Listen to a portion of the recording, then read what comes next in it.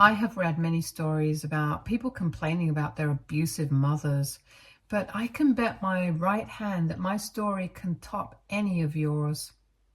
You see, I was born when my mother, Mary, got accidentally pregnant by her high school boyfriend.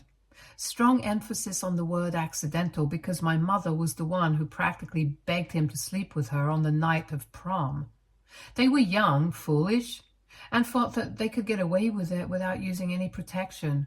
My mother was afraid that my biological dad, Jacob, would break up with her now that high school was over for them, so she thought maybe sleeping with him could make him feel more attached to her. Well, as you can imagine, it was the worst mistake of their lives. The only thing that ended up happening was that she got pregnant with me. Those days, teenage pregnancy was even more frowned upon, especially when you belong to good Christian families. My mother was scared and begged my dad to help her find a solution. But as it turned out, he wanted nothing to do with the pregnancy. He told my mother firmly that she needed to abort me before their parents would find out, but my mother was afraid of getting caught. In the end, she had no choice but to come clean to my grandmother, who almost had a fit when she heard the news. My grandfather was an extremely volatile man who would beat my grandmother almost on a daily basis and blame it on his alcoholism. My mother grew up seeing that, so she knew exactly how harshly her father would react if she ever told him that she had gotten pregnant out of wedlock. She was, understandably, terrified. However, at this point, there was no choice left. My grandmother tried to protect my mother as much as she could, but my grandfather was furious and wanted to rip her head off. He also met up with my dad's parents, Derek and Elizabeth, to yell at them for giving birth to a spineless child like my dad, who was trying to run away from responsibility. After a lot of shouting and yelling and curse words exchanged between the two families, everyone decided that both my mom and dad had no choice but to step up.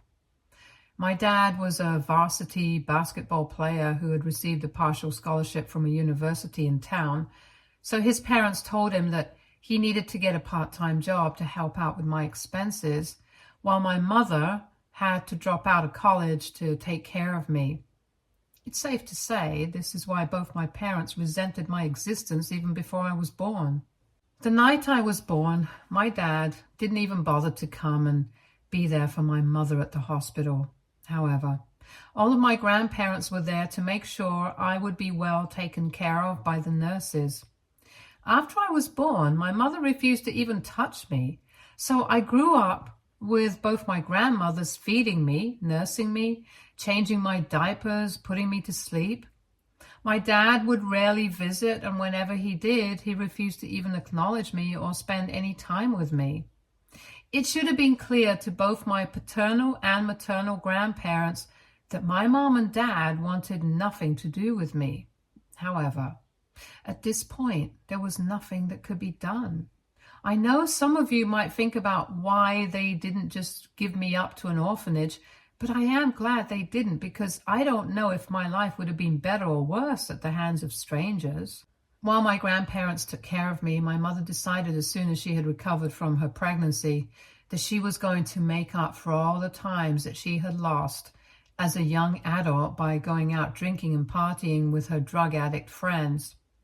She would come back home late at night with red eyes, often reeking of alcohol and smoke. My grandmother tried to shield me from the worst of it.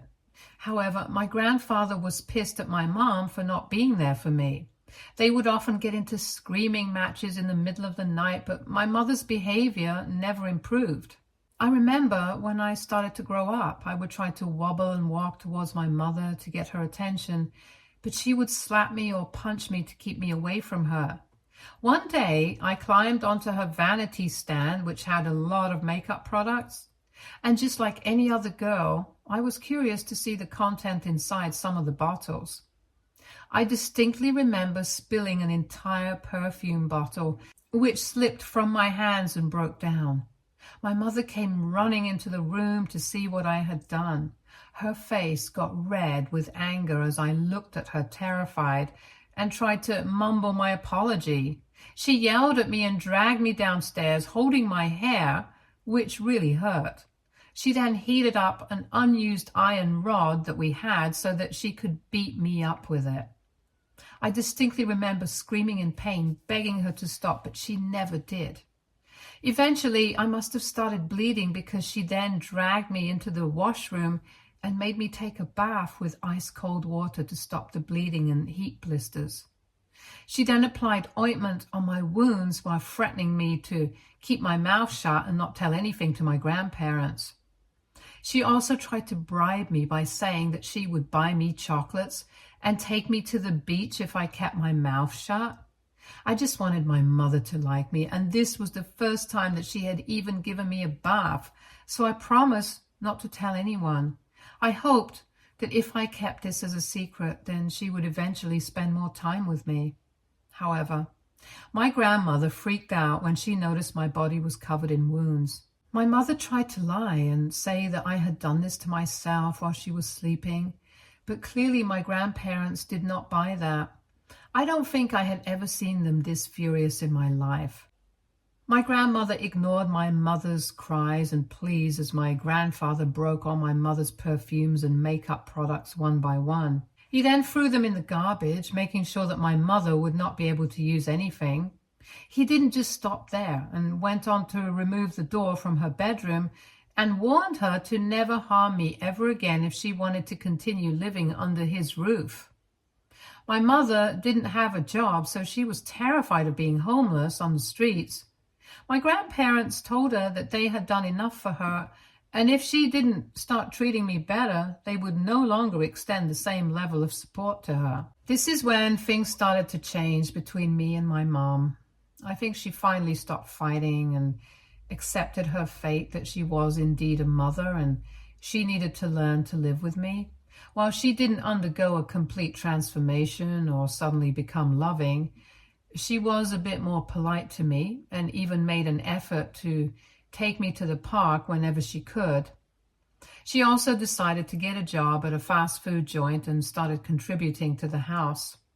My dad's parents, Derek and Elizabeth, would visit me whenever they could and would also pay child support every month. Now, I won't say Derek and Elizabeth had the perfect marriage, but they were much calmer than my maternal grandparents. I remember sometimes spending my weekends at their place, and I would find that they never really yelled at each other. Their house was not chaotic like mine. I think this was the first time that I realized that not every adult in the world yelled at each other's family members like my mother and her parents did. I liked spending time with my paternal grandparents, and I remember many evenings when they would read me books or teach me to sew. Dad was never home, and whenever he came back home during his college break, he would avoid me like the plague. During this time, my mom and dad were not together, although mom was pretty hung up on him. He had multiple girlfriends during his college years and did not care about my mother's feelings. I don't know if he ever told any of his girlfriends that he was a father, but I am sure he never did. Sometimes my mother would try to find excuses to talk to him by bringing me up, but my dad was never interested. He would tell my mom that he was doing his part by paying for child support whenever he could, and that he wanted nothing more than that. I wish my mother could have understood that, but she was too love-struck and basically blamed me for their breakup. She would tell me whenever we were alone about how she and my dad hated me and wished I was stillborn. As a child, I could not understand exactly what it meant, but I do remember feeling hurt by it. She would also make me spy on my dad whenever I went to visit his parents' place. She would ask me a million questions about who my dad was dating and then get angry at me if I could not answer her questions. As time passed and my dad graduated college, both my maternal and paternal grandparents wanted my parents to get married. This led to a huge fight where my dad refused while my mother was pretty much okay with it because that was exactly what she wanted. She was too sick in her mind to see what a huge mistake this was. My dad's father, Derek, was adamant that it was time for my dad to take responsibility so they could provide me with a stable home. In the end, my parents had a court wedding and we moved out to a rented apartment. I was quite nervous to live with my parents because I already knew how much they hated me. I begged my grandparents to let me stay with them, but they assured me that with time my parents would grow to love me and accept me as their child. Looking back, I do understand why my grandparents thought this decision was good for me, but I wish they had not forced my parents together. As you can imagine, this was the start of my nightmares. My dad had a well-paid job that took care of most of the household expenses while my mother continued to work at the fast food place. On many nights, my dad would not even bother coming back home, which would lead my mother to believe that he was cheating on her. I cannot tell you the number of times I have caught my mother checking my dad's cell phone or his wallet trying to find proof. She did find some lipstick stain on his shirt once, which proved her suspicion. This led to a screaming match between them, with my dad refusing to admit to anything. My mother, in her anger, started to break stuff around the house, and while doing this, she threw a glass vase at my dad, but he dodged and it hit the wall and broke into pieces. One of the pieces scratched my face and I started bleeding profusely. My parents did not even blink watching me bleed and continued to argue. I had to run to the washroom to try to clean the wound and stop the bleeding. Luckily, my teacher noticed my scratch the next morning and offered to treat the wound with a first aid kit in the school. She did ask me about how I got the wound, but I had to lie to her to cover up the truth. I have no idea why I did not just confess to her about my parents, but all I knew back then was that my parents hated me and I needed to make them like me so that hopefully they would stop resenting my existence so much. I wish I could write here that over time my parents' behavior towards me improved, but it never did. My parents were never happy with each other and would take their anger out on me every chance they got. With my dad constantly cheating on my mother started to drink, which made her less patient around me. I would sometimes come back home to my mom passed out in the living room with empty bottles around her. If I was hungry, I had to scrape up some food from the leftover food in the fridge. My dad usually skipped coming back home, so I would spend many nights hungry and cold in bed. If my dad ever did come back home, he would shout at my mother for not cooking and serving him meals. He would start a rant about how much he was sacrificing while she was sitting on her ass the whole day, which would then ultimately lead to them fighting with each other. My mother would end up breaking some more stuff around the house, while my dad would not even bother cleaning anything up. I would wake up the next day to shattered pieces of glass or plastic everywhere, making it difficult for me to walk barefoot. My only escape was going to school. Sitting in my classroom with my friends made me feel normal. It was the only place where no one was shouting in anger or screaming in pain. I hated going back home after school, as it meant that I would be trapped again in that house with my parents. As I started to grow up, I made up more and more excuses to spend time outside the house. Some days I spent hanging out with my friends, but on other days I would find an empty parking lot where I could just sit down and watch the sky. I liked doodling and had a little sketchbook with me, which I carried with me everywhere.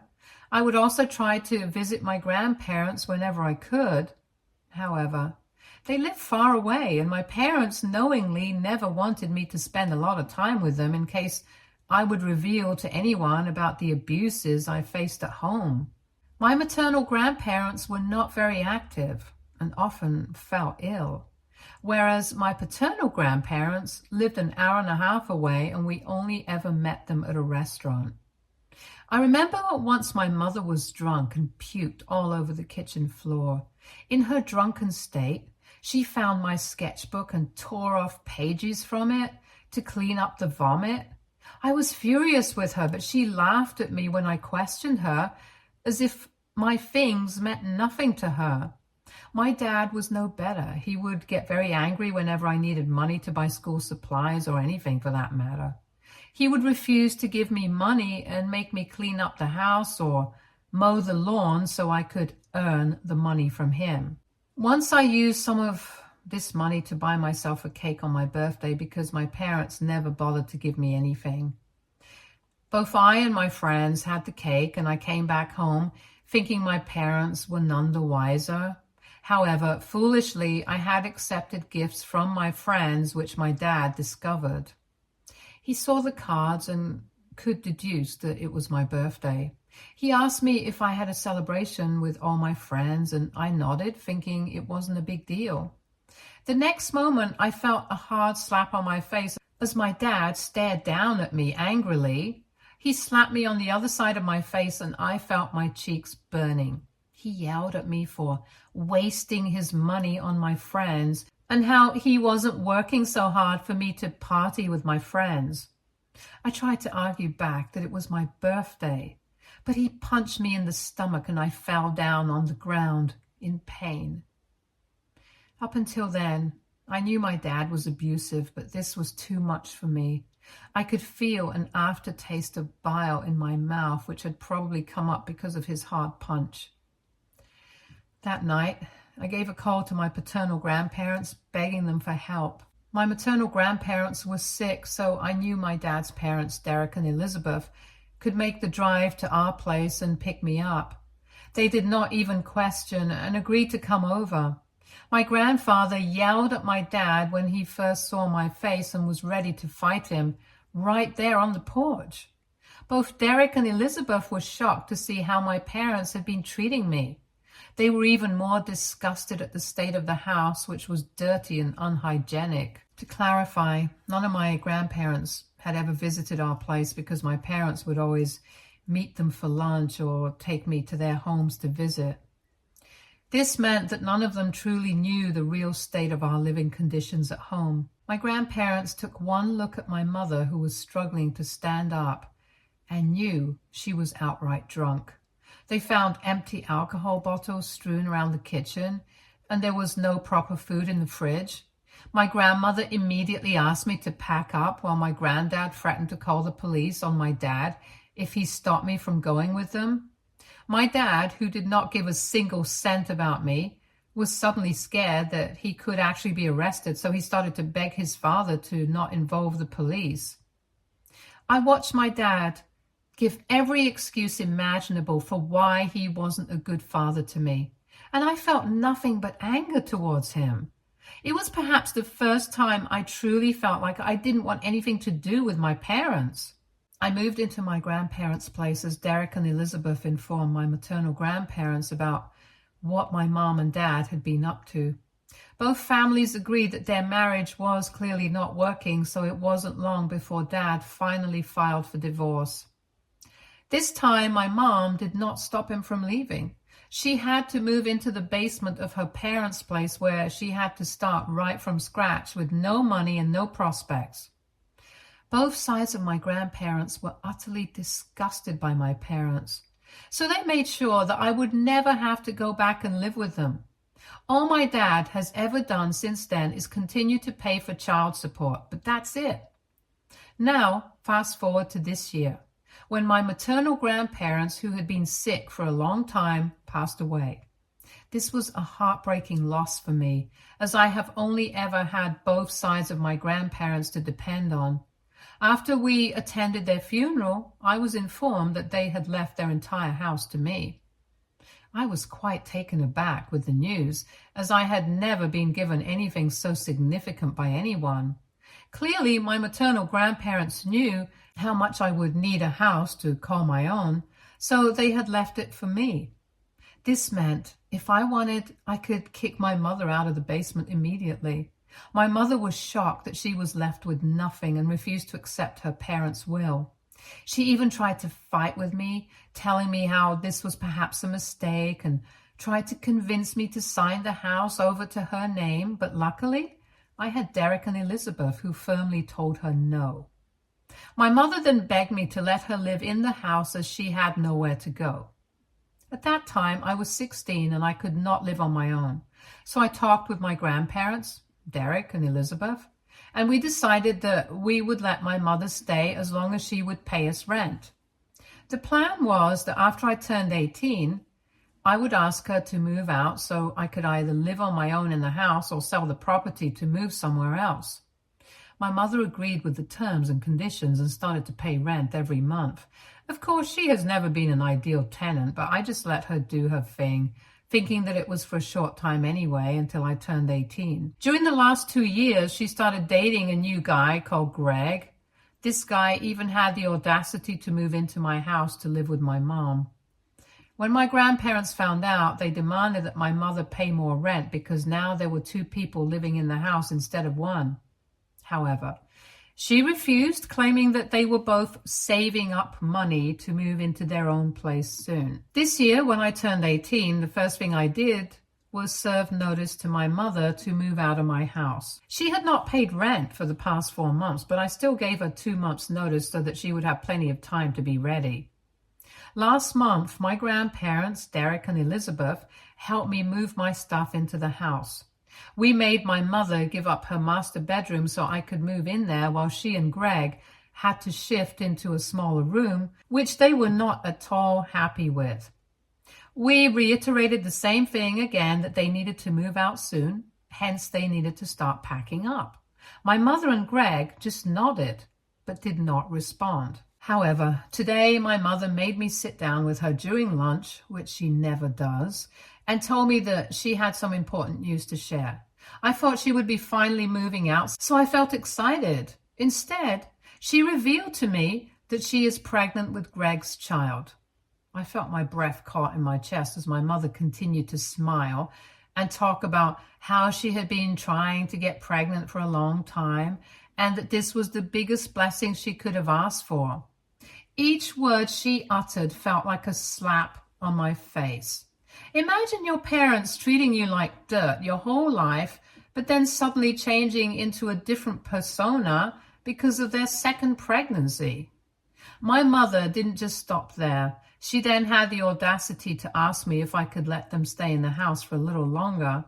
I asked them how long, and she said until my half-sibling is at least a year old so that they would not fall sick or anything during the move. I kept quiet as my mother then went on to ask me if I could move into the basement so she and Greg could be back into the master bedroom and prep the other room as a nursery. She started to tell me how she had already chosen the colors and was excited to get the room all prepped up before the birth of her child. I stopped her and told her that there was no way in hell that I would be moving into the basement of my own house. She scoffed at me and told me that she lived in the basement herself while her parents were alive and that it wasn't a big deal. I refused, and I told her she was instead welcome to move in there with Greg so they could free up space for a nursery.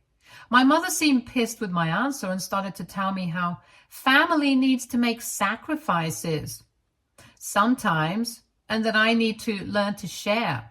Her words made me really angry because there was no way in hell that she could ask me to share and sacrifice when she had spent her entire life doing nothing but resent me. My mom then went on to tell me that she was still in touch with my biological dad after their divorce and had discussed with him my living situation.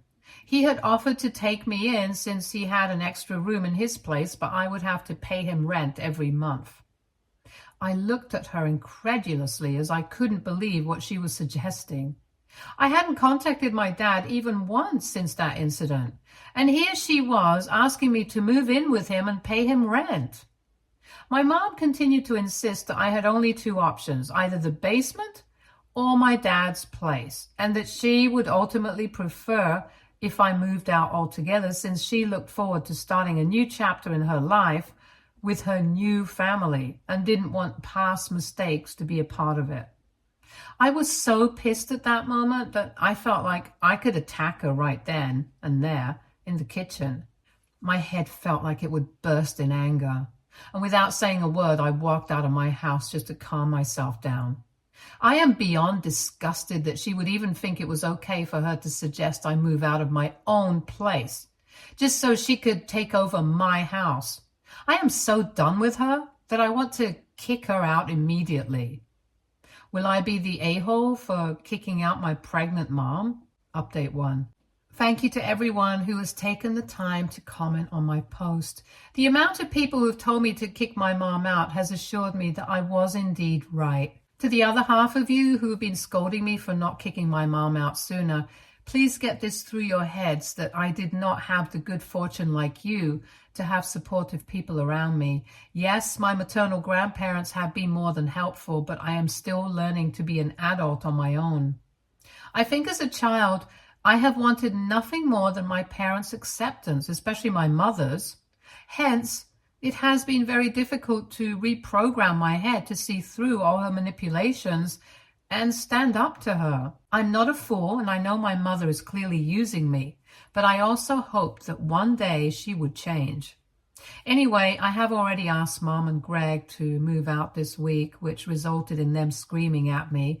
I did not deter them and warn them that I would change all the locks on the door and throw their stuff outside if they were not going to be moving out. I have informed my grandparents, and they have decided to come over tomorrow and stay with me this week to oversee my mother moving out.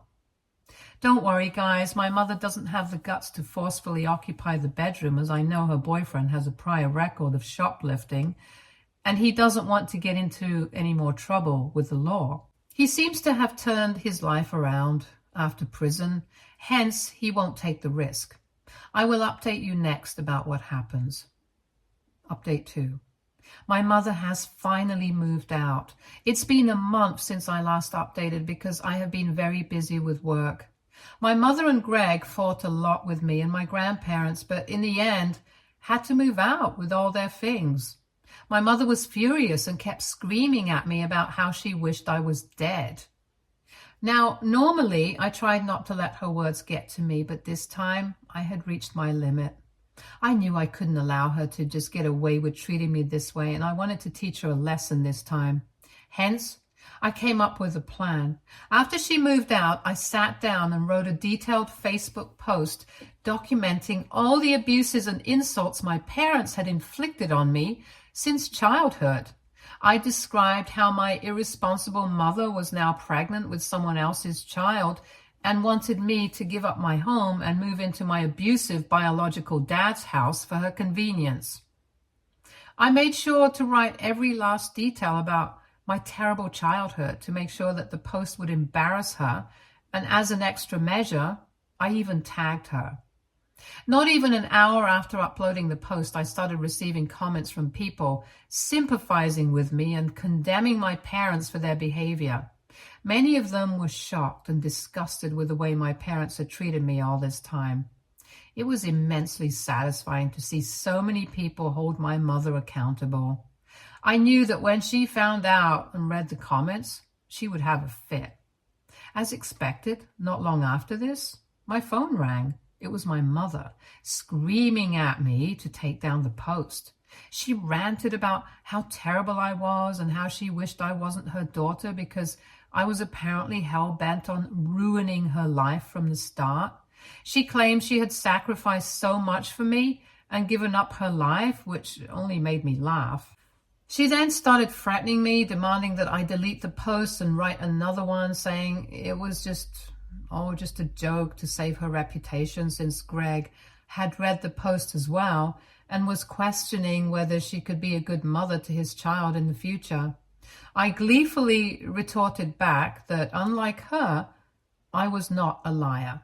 My Facebook post would remain up so she could always be reminded of the terrible things she had done to me. I then asked her never to contact me again and proceeded to block her and Greg. I know what I did was petty, but she completely deserves it. I am sure she must be seething with anger, but that only makes me feel even happier. Update 3. Wow, I never expected my post to end up on TikTok, but I recently saw my post there. And I was laughing my ass off, reading all the comments from people. I'm glad that everyone seems to be happy with how I handled things with my mother. I would also like to inform everyone that I listened to your advice, and not only did I change all the locks in my home, but I also installed security cameras. I'm extremely grateful to my maternal grandparents for leaving me this house, which is such a significant asset as it gives me one less thing to worry about for my future. Right now, I'm focused on getting into a good college in my town so I can continue living in my own place. My paternal grandparents continue to visit me and always have my back. Stay tuned for more stories from Argo Relationships.